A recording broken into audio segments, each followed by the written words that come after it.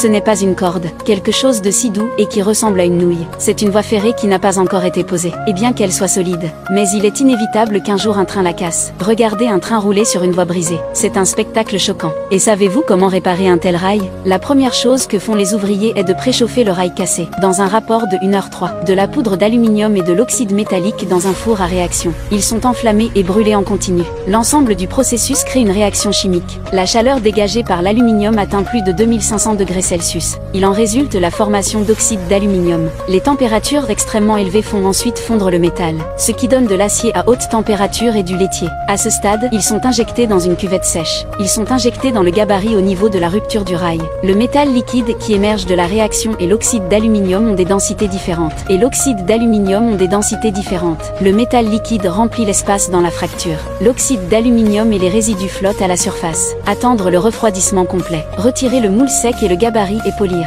Enlever l'excédent de la surface soudée du rail. La surface du rail est rendue plus lisse. Finalement, les fractures peuvent être recollées. C'est ce qu'on appelle la technique de soudage à chaud de l'aluminium. Il convient de noter que l'ensemble du processus ne consomme pas d'électricité. La réaction chimique à elle seule peut générer des températures de plusieurs milliers de degrés. Il est donc possible d'effectuer des soudures à chaud dans des zones non peuplées où il n'y a pas d'électricité. Une application importante pour la pose et la réparation des voies ferrées. N'est-ce pas là une bonne idée ?